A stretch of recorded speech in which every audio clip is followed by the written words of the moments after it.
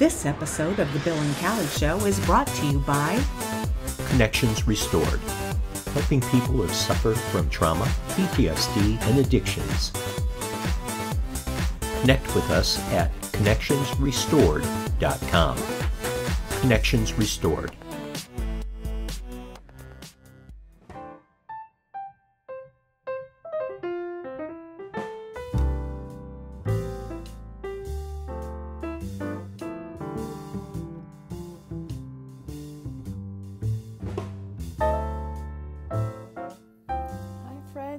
Episode 28 of Connections Restored TV, an affiliate of the Bill and Callie Show Network. This is Amy Boswinkle. I am an intuitive, and today I am so excited to share with you what the journey to health really looks like.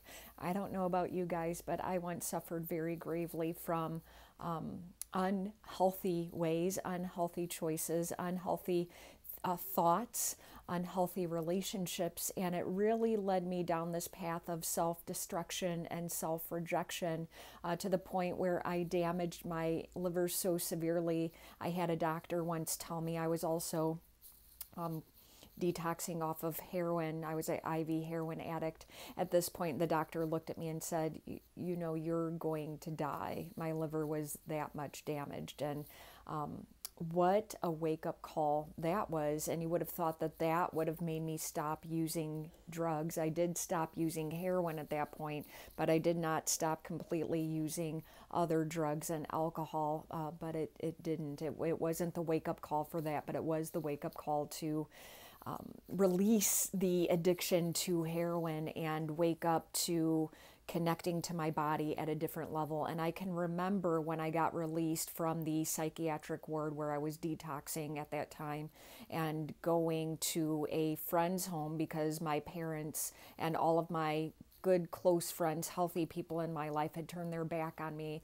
I did have a friend allow me into her home where I was able to really take a look at what I was doing to my body, and what an amazing discovery that was. And it led me down this rabbit hole of very lightly starting to discover and explore alternative health.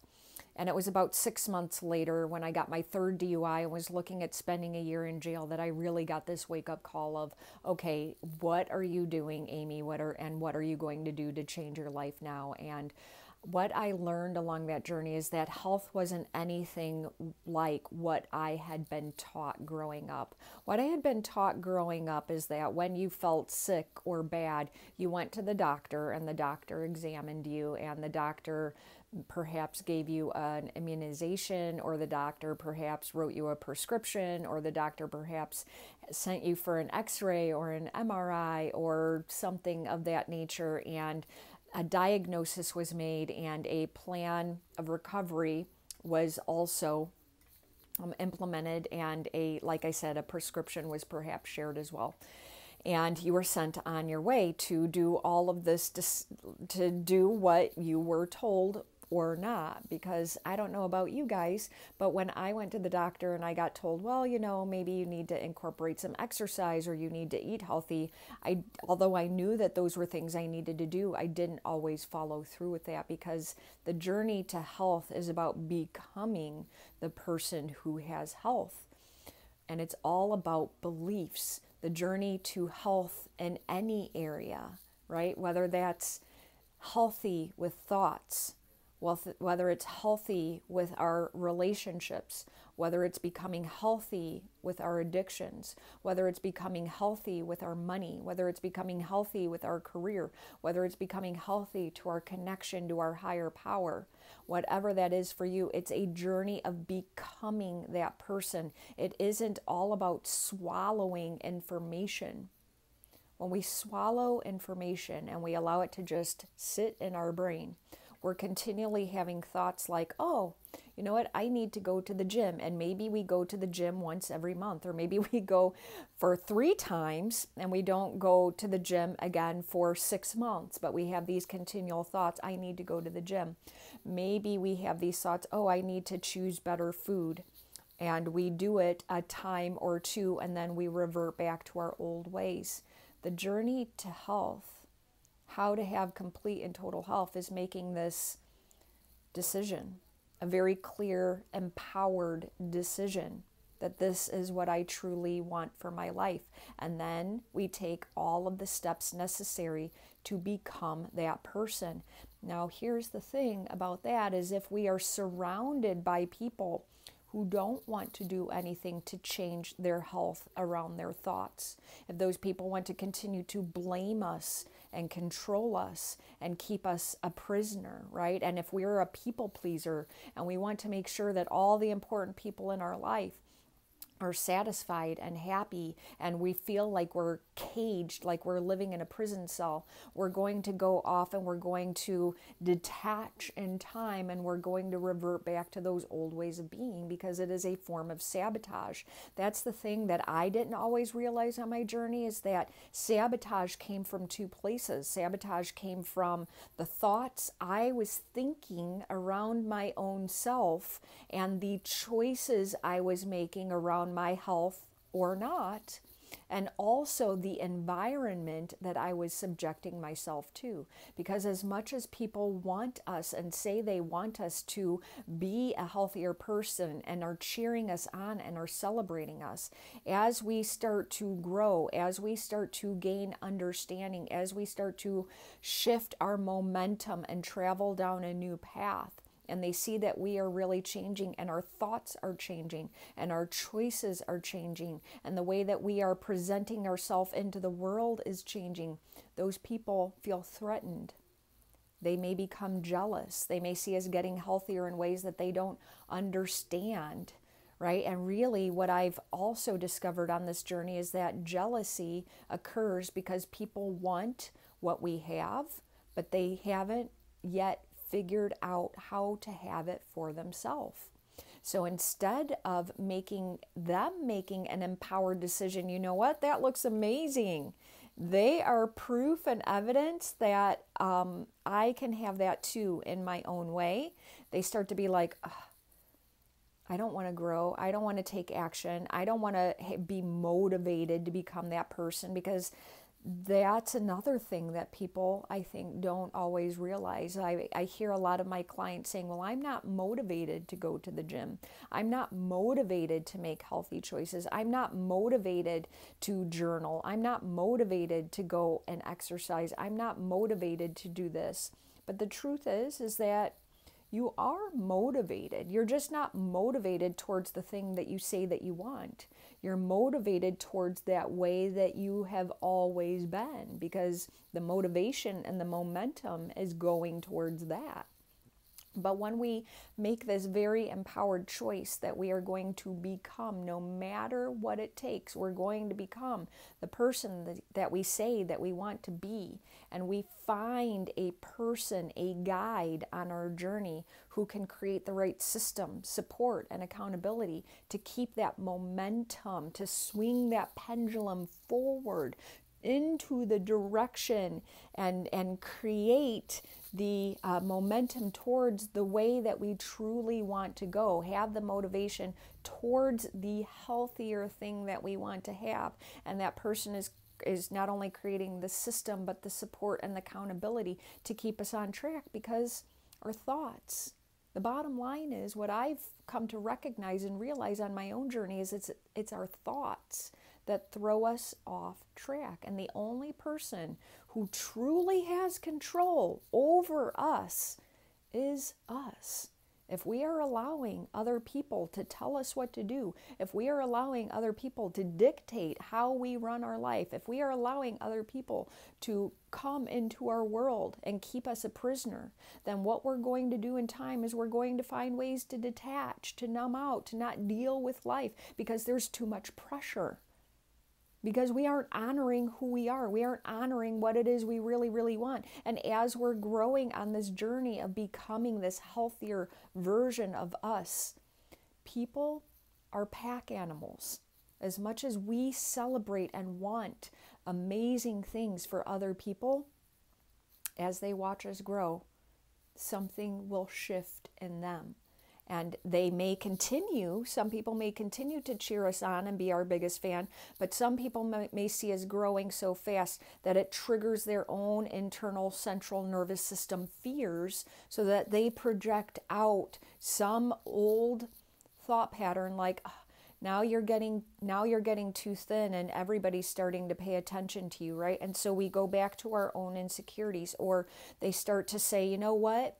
You're starting to act like that old version of you that was using," right? If you're an alcoholic or a drug addict, or if you're suffering in a relationship, that your partner may say to you, "You know what? You haven't changed at all. There's nothing about you that has changed. I don't know. I can't see any growth in you, but you know that you have," right? It's really just their fear, because they may not be motivated yet to have the momentum shift to be walking down the healthier path, because they're complacent and they're happy with where they're at. Because human beings, right, we like complacency, we like comfort. And when we are traveling down a new path that we have never fully, and I mean fully, submersed ourselves into, the brain doesn't understand what's happening, and the brain is going to load up obstacles to make sure that we really want what we want, to make sure that we really are standing in that person who we desire to be,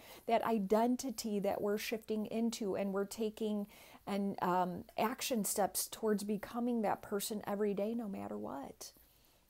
Otherwise, we just like the idea of what we say that we want, and we're going to stay stuck, and we're going to stay numb, and we're going to stay complacent, and we're going to stay detached, and we're going to continue to make mistakes, and we're going to continue to judge ourselves, and we're going to continue to feel bad, and we're going to continue to disappoint other people, and we're going to allow the disappointment of other people to come into our own consciousness, and we're going to feel disappointed ourselves. So how do we create the steps, right? How do we create these steps to become the persons that's healthy? Well, we have to make an empowered decision, not a disempowered decision, not "I want that," but then we revert back to that old way of being, because that's a very disempowered decision. We make an empowered decision that we want what we want no matter what, and we're willing to go to any length to have it. And so that means shifting our identity into the person who has health. What I've learned on my journey is that the more people ingest foods with preservatives, or foods that their body can't tolerate quite well, gas and bloating and burping and things of that nature are just really, they're just signals that the body can't process and digest those foods properly. But people that I talk to sometimes don't really understand that. They think that that's just a normal part of the digestive process, and really it's a signal that the body can't process that food properly, right? And we can make small little shifts, but otherwise, when we don't do that, we start to get buildup in our liver. We start to get a buildup in our gallbladder. We start to get a buildup in our circulatory system. We start to get a buildup in our lymphatic system.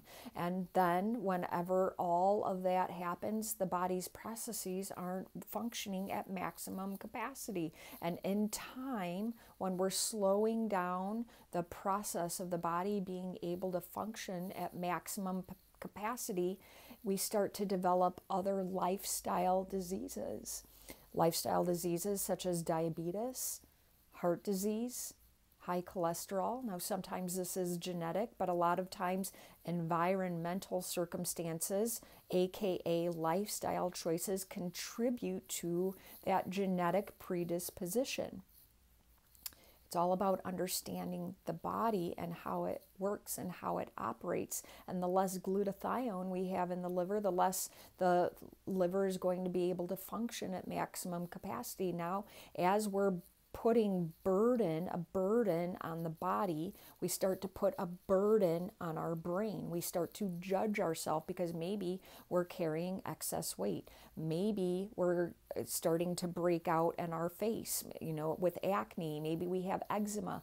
Maybe we have dermatitis. Maybe we're scratching and itching all of the time. Maybe we have a redness to the coloring in our face. Whatever it is, we start to judge ourselves, and we start to create a belief system around our body. And if we create a belief system around our body that's negative, and we're living in a space of self-rejection, then we're going to continue to swing that pendulum towards the negative side, right? Because the world works in a world of polarity, right? So if we're continually thinking negative thoughts, the body is going to do its best to create homeostasis and create something positive in our life. So that is whenever we will detach. That is when we will numb out. That is when we will make choices that will make the body feel better for a brief moment in time, because everything is weighing so heavy in our body. What I've learned on the journey is,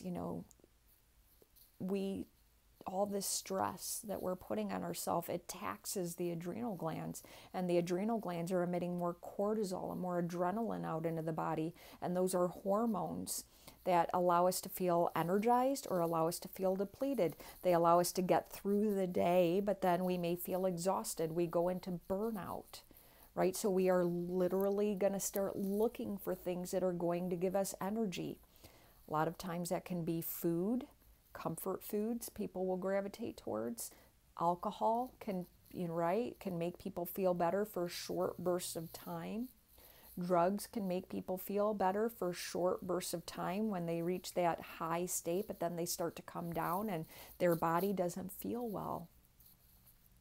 But they'll continue that cycle, that vicious cycle, right? Just because the body is literally trying to find homeostasis. It's trying to find a balance. It's trying to find a positive aspect to continue to move forward. And whenever we aren't indulging in those things that create that positive polarity in that body, and we go back to the negative and we start to live in uncertainty and doubt and guilt and shame and fear and not good enough and disappointment and bitterness and frustration and anger, we tax all of those hormones, all of that endocrine system again, and that cycle continues, right? So we have to recognize that we're taxing the adrenal glands. We're causing an imbalance in the hormones and the hormonal system in the body, and in turn, we are making choices.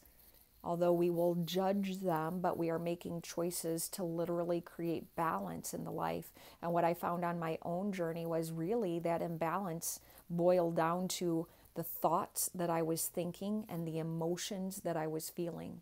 Those were the true root causes of why I was taking in and gravitating towards the unhealthy choices in my life. And once we understand ourselves better, light bulbs turn on. Once we have clarity around how the human body actually truly operates, we can start to become the person who makes healthier choices. And as we make healthier choices, we become healthier versions of ourselves. We start to think healthier thoughts. We start to make healthier choices. We start to put things into our body that make us feel good, that make us feel alive, because the outer reflection, the human, right? Like how our skin looks, how our hair looks, how our body looks, right? The strength in it. And it's not about fat or thin. It's about how we feel and look on the outside, and how that outer representation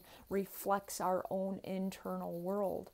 Because when we're making unhealthy choices, it's going to reflect in our outer world. People are going to notice. Even if we tell them everything's fine, even if we put a smile on our face, there's a congruency to the inner and the outer world. And people are always, always, always analyzing, looking to make sure that you are proof and evidence that you are a product of your own work. So we have to make that empowered decision. We truly desire to become that healthy version of us, the person who no longer drinks or uses drugs, the person who eats healthy choices, because those healthy choices make our body feel better. The person who goes and works out at the gym, if you have handicaps, there are things you can try, such as mental rehearsals. You can go onto YouTube. There are many different versions of mental rehearsals. They were clinically studied. The Olympic athletes use them. It literally is a way for you to train your brain to make your body believe that you are actually doing some type of physical activity. So for people who are handicapped, there are ways around this. We live in this beautiful world that provides us with so many different opportunities to create what it is we desire around our health, so we can no longer live in our limitations. Yet so many people choose to live in their limitations rather than seeing what all of the opportunities are available for them and stepping into that big black void and trying it long enough. A lot of times when people aren't perfect enough at trying something new at first, they will fall off track because they will literally judge themselves right out of the room. And this happens not just with addictions, but this happens with people who are working out or joining a sports team later in life, whether that's baseball or softball or volleyball or pickup games, things that churches sometimes will have leagues. If you've never played pool before, if you've never bowled before, and you're joining these things as an adult and you're surrounded by people who are already experts in that realm, the beginner's going to judge themselves right out of the room, just the same as a lot of time addicts do. And I have experience in both realms. I traveled down a path because I no longer desired to be sick, because conventional medicine, as beautiful and amazing, and as much as I honor it and love it being in our world and have used it in various circumstances in my life to better myself, it didn't work for me in certain areas of my health, such as helping me rejuvenate my liver, understanding how glutathione works, understanding how to detoxify all of the built up toxins that are in the liver, understand how ALT and AST works, and what liver enzymes are, and how they're indicators of health or unhealth, right? How I had to learn how my digestive system worked, because believe it or not, I once suffered very gravely from cystic acne all over my face. And what I realized is I had certain sensitivities to food, but I wasn't taught how to connect to my body. I wasn't taught how to understand what my body's signals were, whether they were physical, emotional, mental, or spiritual signals. But once I learned a way that worked for me, I was able to continue to make healthy choices around my life. So once you make that empowered decision that you are going to go to any length to have what it is you want, what I found on the journey is the most successful people on this planet who want something that they have not yet ever had before in their life do best with a guide who has traveled down a similar path.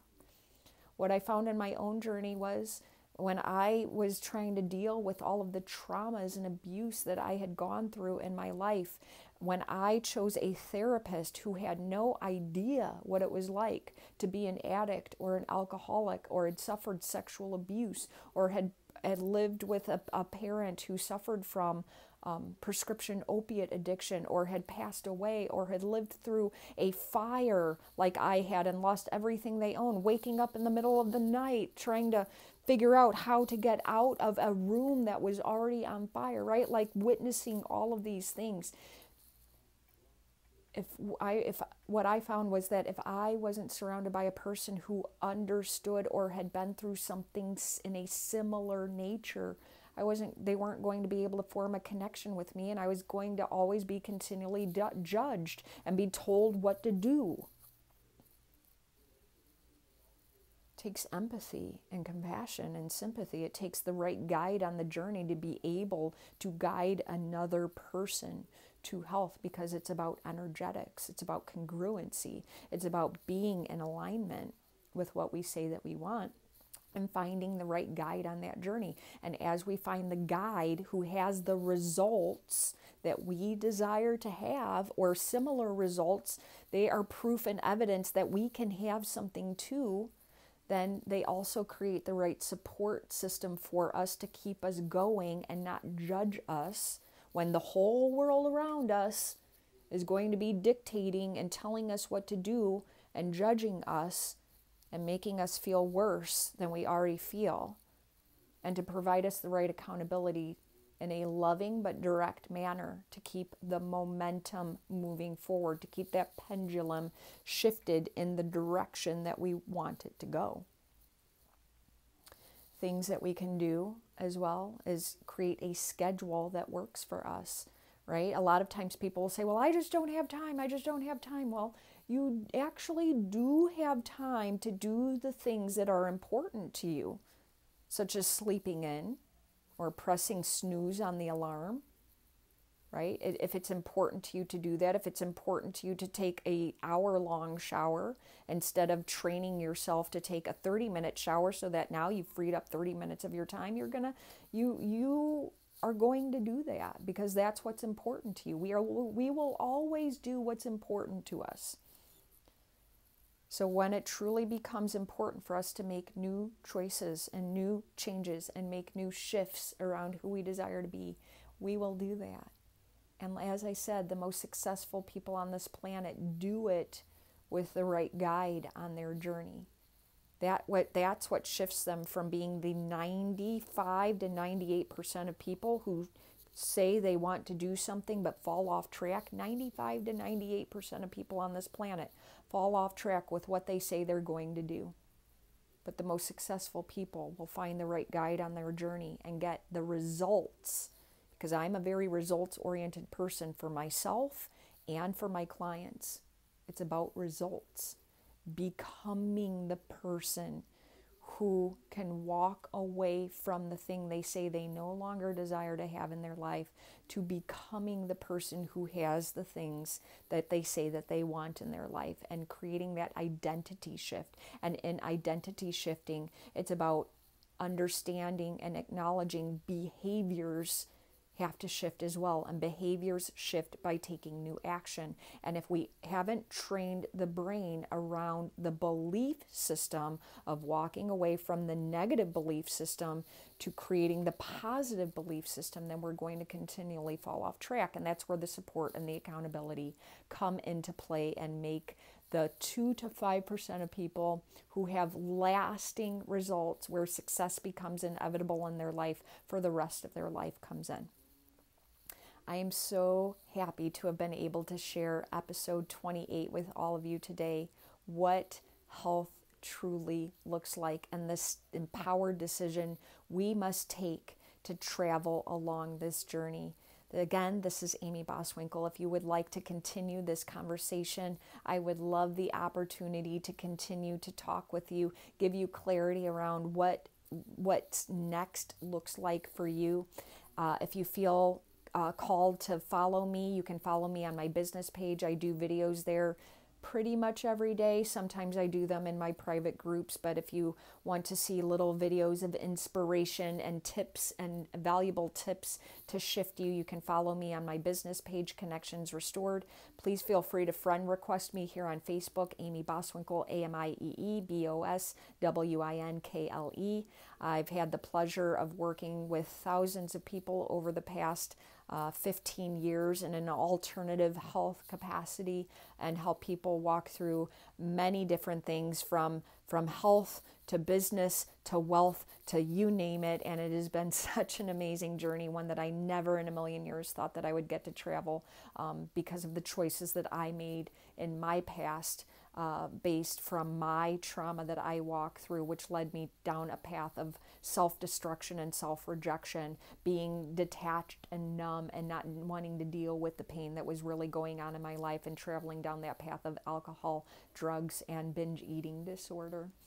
Please feel free to follow Bill and Callie Show. They are amazing people, showcasing amazing people such as myself, and they really put out some amazing content and videos, and I just love and adore Bill and Callie, so please make sure you follow them as well to see all of the amazing game changers they have connected to them, who are literally shifting, evolving, and changing and growing humanity. I love you all so much, and I cannot wait to share next week's episode with you. I'll talk with you soon. Take care.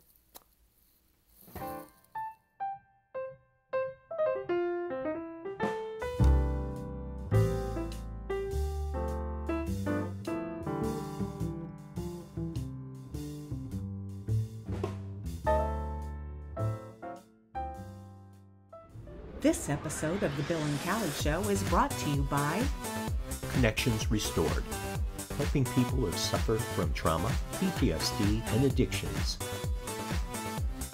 Connect with us at connectionsrestored.com. Connections Restored.